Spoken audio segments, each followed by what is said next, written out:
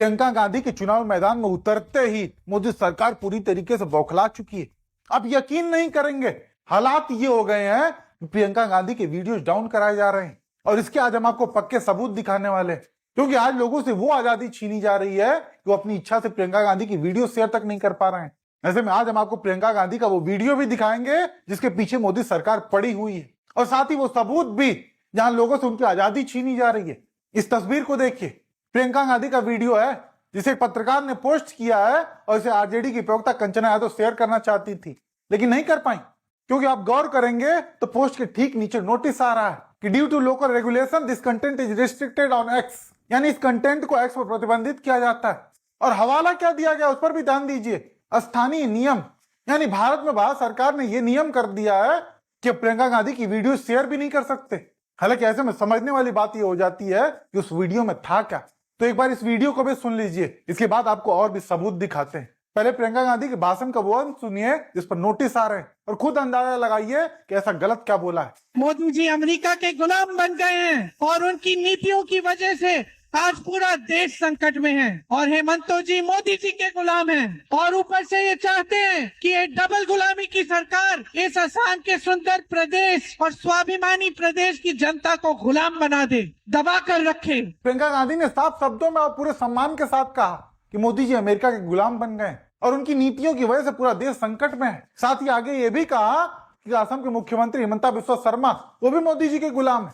ऐसे में आप खुद बताइए कि क्या इतना कहने भर से वीडियोज को डाउन कर देना चाहिए, उस पर प्रतिबंध लगा देना चाहिए? क्योंकि आज मिडिल ईस्ट की लड़ाई से अपने देश में जो हालात पैदा हो रहे हैं उसका समाधान निकालने का काम किसका है?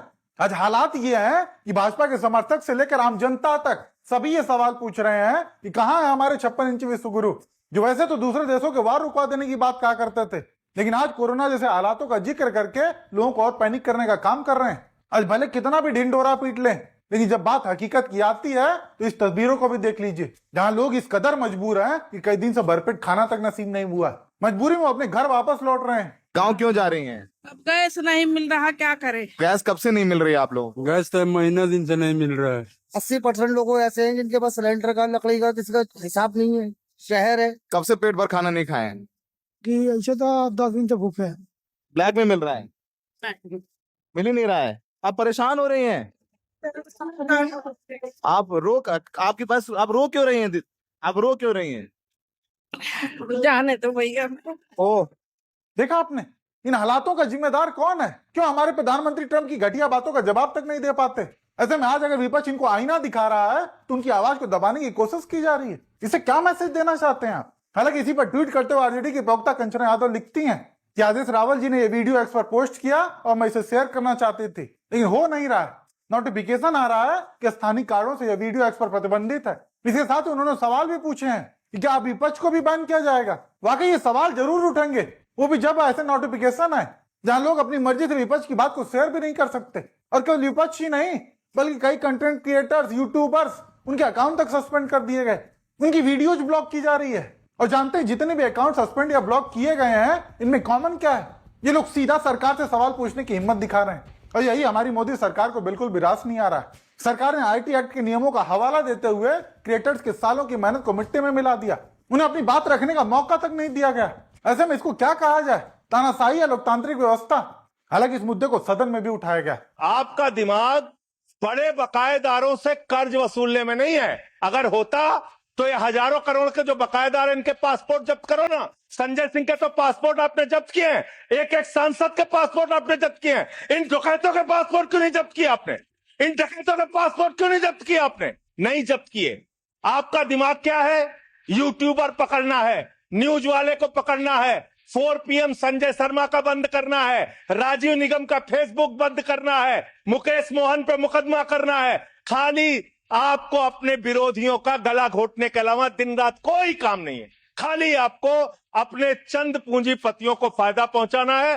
देश की जनता भाड़ में जाए, कोई मतलब नहीं आपको। नोटबंदी करके आपने देश की अर्थव्यवस्था को बर्बाद किया।